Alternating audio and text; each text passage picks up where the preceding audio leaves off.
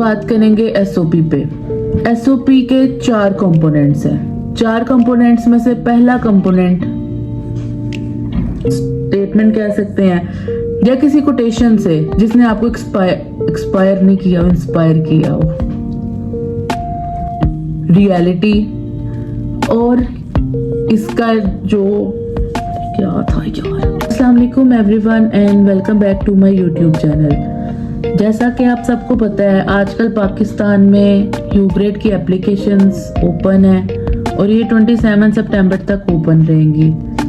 मैं बहुत पहले ये वीडियो बनाना चाहती थी, लेकिन यहाँ पे कुछ मसरूफियात की वजह से, असाइनमेंट्स, क्लासेस और भी बहुत ज़्यादा चीज़ें थी जिसकी वजह से मैं ये वीडियो बना नहीं सकी।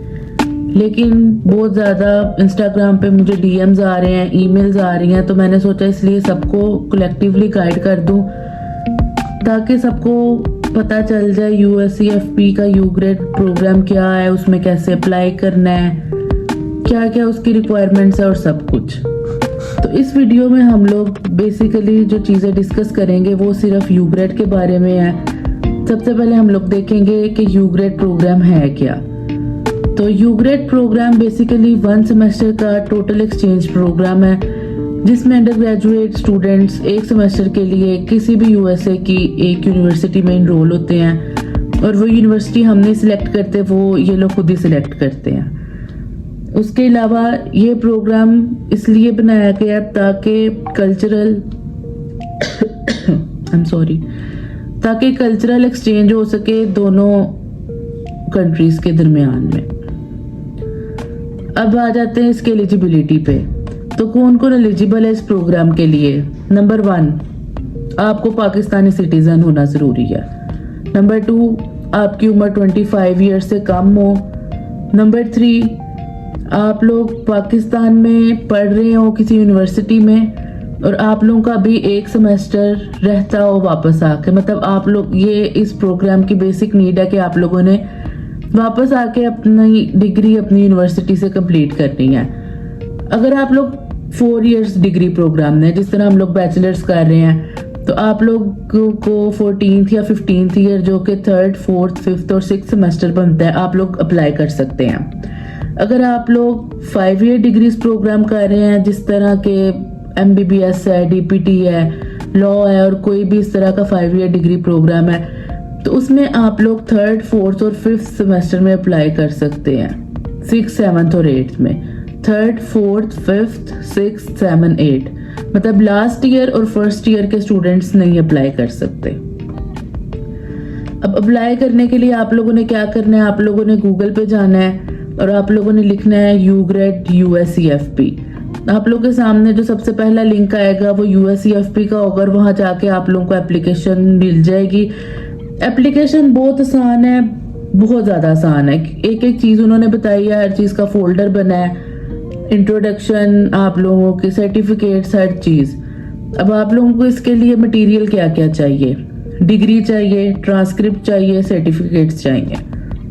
अब ये कंफ्यूजन सबको होती है कि ट्रांसक्रिप्ट्स या क्या रिजल्ट होता है। आप लोगों ने अपने किसी भी डिपार्टमेंट, जैसे आप लोग का रिजल्ट डिपार्टमेंट है, आपने वहाँ जाना है और आपने वहाँ जाके कहना है मुझे अपना रिजल्ट कार्ड चाहिए, क्योंकि ट्रांसक्रिप्ट तो अभी आपको इशू नहीं हुई होगी। मुझे अपनी अभी तक के सेमेस्टर का रिजल्ट या ट्रांसक्रिप्ट चाहिए जो कि अटेस्टेड हो, मतलब अथेंटिक हो, जिस पे साइन हो, वो अपलोड करना है। डिग्रीज FSC की डिग्री होती है, उसमें सनद आ जाती है या जो आप लोगों का ओरिजिनल जेन्युइन रिजल्ट कार्ड होता है वो आ जाता है, वो अपलोड करना है। और सर्टिफिकेट्स, जिस तरह आपने कोई भी को करिकुलर एक्टिविटीज़ की हो, कोई भी आप लोगों ने सोसाइटीज़ ज्वाइन की हैं, क्लब्स ज्वाइन किए हैं, आप लोगों ने वॉलंटियर वर्क किया, उसके सर्टिफिकेट मिलते हैं, वो अटैच करने हैं। अब हम बात करेंगे एप्लीकेशन के कंपोनेंट्स की। एप्लीकेशन के कंपोनेंट्स में जो सबसे मेन चीज़ है वो है SOP, पर्सनल स्टेटमेंट। SOP आपके एप्लीकेशन को बहुत इफेक्ट करती है मेरे ख्याल से, क्योंकि अभी तक मैंने जितने भी बच्चों की SOP पढ़ी है, जो मेरे बैच के हैं और मतलब जिसकी भी पढ़ी है, तो वही बच्चे सिलेक्ट होते हैं जिनकी SOP में दम होता है। SOP आपको डिफाइन करती है आप लोग क्या हैं, आप लोग क्या करना चाहते हैं, आप लोगों के इरादे क्या हैं, आप लोगों के मिशंस क्या हैं, आप लोगों के एम्बिशंस क्या हैं, और आप लोग उनको लेके कितना सिंसियर है, कितना उन पे काम कर सकते हैं। अब सबसे पहले हम बात करेंगे सबसे मेन एलिमेंट की, जो है कि मैंने आपको बताया पर्सनल स्टेटमेंट। अब पर्सनल स्टेटमेंट के 4 कंपोनेंट्स हैं। 4 कंपोनेंट्स कौन से हैं? सबसे पहला पर्सनल इंट्रोडक्शन। अब पर्सनल इंट्रोडक्शन में आप उनको अपना नाम, पता, जगह, उम्र, ये कुछ नहीं बताएंगे। उन्होंने ये नहीं पता करना कि आप 22 साल के हैं, ये उनको पता है। उन्होंने ये नहीं जाना आपका नाम सफ़ा है, आपका नाम अली है, आपका नाम ईशा है, आपका नाम जो भी है, उन्होंने ये नहीं जानना। उसके बाद उन्होंने ये भी नहीं जाना कि आप नस्ट में पढ़ते हैं, लम्स में पढ़ते हैं, क्योंकि ये सब बातें आप उनको पहले एप्लीकेशन में बता चुके हैं। ये 250 वर्ड्स आपकी जिंदगी का फैसला करेंगे। ये 250 वर्ड आपके लिए लाइफ चेंजिंग हो सकते हैं। तो इन वर्ड्स को ध्यान से सोच समझ के इस्तेमाल करना है। आप लोगों ने अपना इंट्रोडक्शन शुरू करना है किसी भी ऐसी फ्रेज से जो कि आपको डिफाइन करे। वो आपकी स्ट्रेंथ हो सकती है, आपकी वीकनेस हो सकती है, आपका कोई फियर हो सकता है जो आपको बचपन में था और आपने उसको ओवरकम किया हो, या कोई ऐसी कोटेशन हो सकती है जिसने आपको ये काम करना सिखाया हो कि डर से कैसे लड़ते हैं, या कुछ भी, मतलब इस तरह का कुछ ऐसा हो जिसको पढ़ते ही वो लोग कहें कि ये बात है, ये होना चाहिए था। अब सबसे पहले जैसे कि मैं आप लोगों को अपनी एसओपी पढ़ के सुनाऊंगी इस वीडियो के लास्ट में, तो आप लोग ये वीडियो एंड तक जरूर देखें। इंट्रोडक्शन में आपने बता दिया। उसके बाद नेक्स्ट पॉइंट है आपका कि आप लोग क्या पढ़ रहे हैं, आप लोगों का क्या मतलब प्रोफेशन के बारे में आपका। अब आप लोगों ने अपना बताना है कि हम लोगों ने जो भी फील्ड ऑफ स्टडी ली है, किसी का लॉ होगा, किसी का लिटरेचर होगा, किसी का डीपीटी, एमबीबीएस, जो भी, आपने बताना है कि इसको लेने की वजह क्या थी।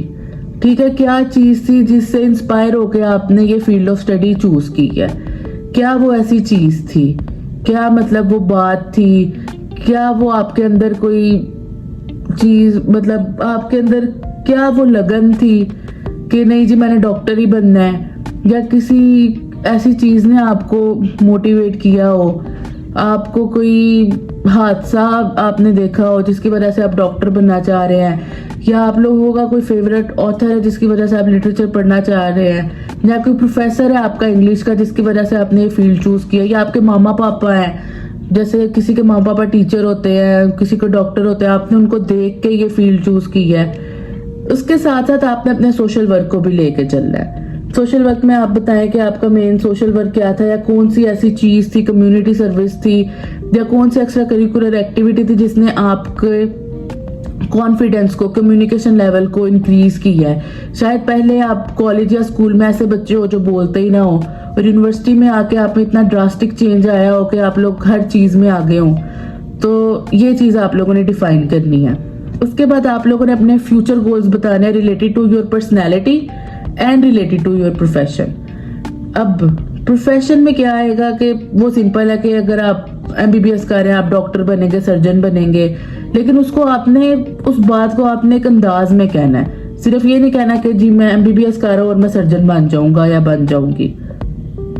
उस बात को कहने का तरीका ऐसा होना चाहिए कि उनको लगे कि हाँ भाई वाकई ये वो सर्जन बनेगा जो पाकिस्तान को बदल सकता है। उसके बाद को करिकुलर या एक्स्ट्रा करिकुलर की बात आ जाती है, तो मैं आपको ये कहूंगी कि आप लोग अपने लाइफ गोल में एक ना एक कम्युनिटी सर्विस का एस्पेक्ट इस एसओपी में जरूर ऐड करें। अगर आप लोग कम्युनिटी सर्विस ऐड करते हैं, और आपको आगे जाकर उस पर काम भी करना पड़ेगा, ये फैक्ट है, और करना भी चाहिए, क्योंकि जिस कम्युनिटी से हमने इतना कुछ लिया हमें उसको वापस भी देना चाहिए।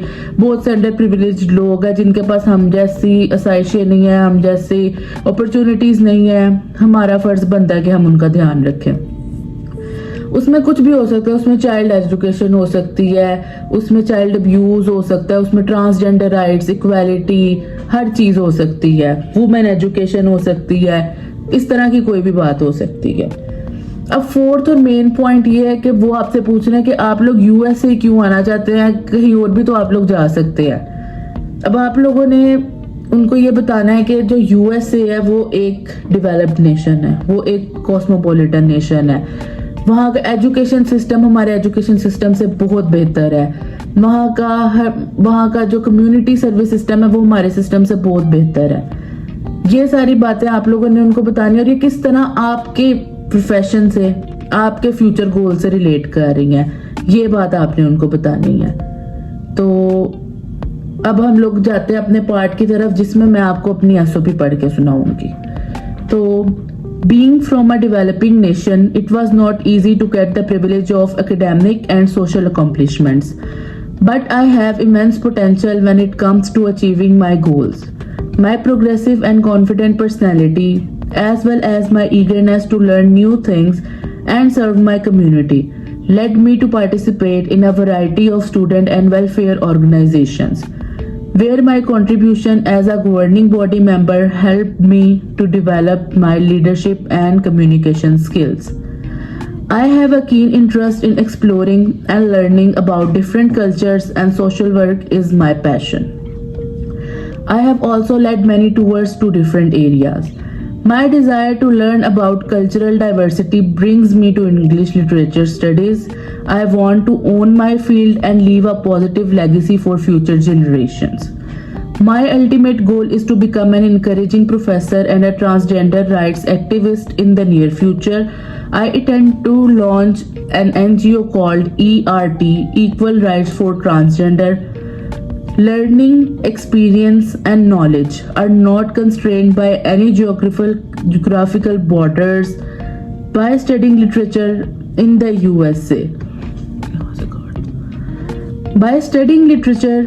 USA, which is a cosmopolitan nation, I will gain tremendous cultural and education experience.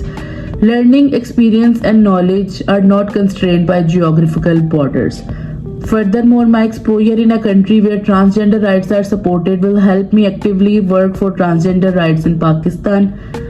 UGRAD is definitely the best platform to experience something different, which will boost my personality and creativity. I will be a peace ambassador for both countries after the program and will be able to serve my community more effectively. अब इस SOP में आपने एक चीज note की होगी, बहुत simple है, कोई इसमें extra ordinary vocabulary, extra ordinary idioms, extra ordinary कोई चीज नहीं है। अगर उनको इसमें कोई चीज एक्स्ट्रा ऑर्डिनरी लगी होगी तो वो है कि ये इसकी रियलिटी और ये कैसे पूरी लिंक्ड है। मतलब आप लोगों ने एसओपी इस तरह नहीं लिखनी कि मैं डॉक्टर बन रहा हूँ, आगे मैं ये कर लूंगा और मैं ये करना चाहता हूँ। आपने कोशिश करनी है कि आपकी सोशल फील्ड, आपकी प्रोफेशनल फील्ड, आपके फ्यूचर गोल्स इस तरह लिंक हो कि वो एक दूसरे पे डिपेंड करें, एक स्टोरी हो, हर चीज का एक दूसरे से कोई लिंक बन रहा हो। इस तरह ना हो कि आप लोग अभी ये पढ़ रहे हैं और फ्यूचर में आप लोग ये कर लेंगे, और मतलब बड़ी बड़ी नहीं छोड़नी, रियलिटी में रहना है। Reality is the key to success इस चीज में। और एसओपी लिखने का बेस्ट तरीका ये है, सबसे पहले आप लोग एक पेपर लें, पेंसिल लें, ब्रेनस्टॉर्मिंग करें, अपने आइडियाज को पेपर पे लिखें, अच्छी तरह लिखें, रफ आइडियाज लिखें। उसके बाद उसको एक पैराग्राफ्स में डिवाइड करें, पैराग्राफ्स लिखें। आपके वर्ड ज्यादा बनेंगे, 250 वर्ड्स में अपनी पूरी बात एक्सप्लेन करना टैलेंट है, और यही टैलेंट वो लोग देखेंगे आप लोगों का। 250 वर्ड्स में आप लोगों ने किस तरह बात को एक्सप्लेन करना है, ये अब आप लोगों पे डिपेंड करता है। उसके बाद बात करते हैं सर्टिफिकेट्स और को करिकुलर एक्टिविटीज की। वो भी आप लोगों ने ये नहीं करना कि अब हम लोग ये कर देते हैं, वो कर देते हैं, या अभी हमारे पास तो भाई सर्टिफिकेट्स ही नहीं है तो अब हम जल्दी जल्दी में क्या करें। आप लोगों ने देखना है कि आप लोगों ने कौन सा को करिकुलर वर्क किया है अपने पिछले 3-4 सालों में। वो कोई ब्लड ड्राइव हो सकती है, कोई सोसाइटी का वर्क हो सकता है, किसी एनजीओ के साथ काम हो सकता है, कुछ भी हो सकता है, वो आप लोग अटैच करते।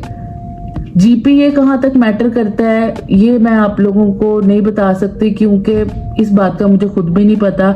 ये कहीं भी एप्लीकेशन में मेंशन नहीं है कि 2.4 से नीचे वाला या 2.5 वाला अप्लाई नहीं कर सकता। अगर ये बात मेंशन होती तो मैं आपको जरूर बताती, लेकिन अच्छा जीपीए एक प्लस पॉइंट है। आप लोग खुद समझदार हैं, आप लोग अंदाजा लगा सकते हैं कि लास्ट ईयर 41,000 स्टूडेंट्स ने अप्लाई किया था, तो उसमें उन लोगों ने जाहिर बात है जीपीए भी देखा होगा, को करिकुलर भी देखा होगा और एसओपी तो देखी ही होगी। SOP is the main thing, मेरे हिसाब से SOP is the main thing. SOP पे आप लोग जितना टाइम लगा सकते हैं लगाएं, जितना काम कर सकते हैं करें। एसओपी अच्छी होगी तो आप लोगों का ज़्यादा चांसेस हैं आगे जाने के। उसके अलावा अगर आप लोगों का कोई सवाल है तो मेरी इंस्टाग्राम की आईडी है सफ़ा_इरफान1 और उस पे आप लोग डीएम्स करके इस तरह सवाल ना करें कि मेरा ये सवाल है ये सवाल है। आप लोग मुझे ईमेल कर सकते हैं अपनी SOPs safa11201@gmail.com पे, मैं उसका लिंक बायो में भी डाल दूंगी। और डीएम में आप लोग मुझे आके सिर्फ इतना ना बोलें अस्सलाम वालेकुम, आप लोग अपना नाम लिखें, अपनी यूनिवर्सिटी लिखें, सेमेस्टर लिखें, डिपार्टमेंट लिखें और अपना सवाल लिखें जो आपने करना है। उस पर मैं एक अलग वीडियो बनाऊंगी और वो भी इंशाल्लाह बहुत जल्दी बनाऊंगी। तो मिलते हैं आपसे इंशाल्लाह अगली वीडियो पे। और जितने लोग भी अप्लाई कर रहे हैं उनको बेस्ट ऑफ लक। इंशाल्लाह अगर आप लोगों के नसीब में ये हुआ और अल्लाह ताला ने आप लोगों के लिए बेहतर चाहा तो आप लोग जरूर सिलेक्ट होंगे, लेकिन अल्लाह ना करे आप लोग नहीं सिलेक्ट होते तो आप लोगों ने ये नहीं समझना कि बस दुनिया खत्म हो गई है। अल्लाह ताला ने हर किसी के लिए कुछ ना कुछ बेहतर सोचा होता है और इंसान को चाहिए कि मेहनत करे, खूब मेहनत करे। लेकिन अगर अल्लाह ताला किसी चीज में इंसान का भला नहीं चाहता तो वो बेशक हमसे 70 माह से ज्यादा प्यार करता है, वो हमें उस चीज तक नहीं पहुंचाएगा। लेकिन सबकी कामयाबी किसी ना किसी और तरीके में लिखी है। हम लोग जो आज यहाँ पे हैं, हम लोग यू ग्रेड में सिलेक्ट हुए हैं, हमने भी अपनी जिंदगी में बहुत फेलियर्स फेस किए हैं।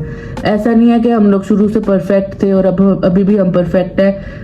हम परफेक्ट हो ही नहीं सकते, इम्परफेक्शन हर इंसान में होती है और हर वक्त होती है। तो आपसे मुलाकात होती है इंशाल्लाह नेक्स्ट वीडियो में। तब तक अपना ख्याल रखें और यू ग्रेड में जो लोग अप्लाई कर रहे हैं वो बहुत मेहनत करें और SOP का खास ख्याल रखें, SOP पे मेहनत करें। अल्लाह हाफिज।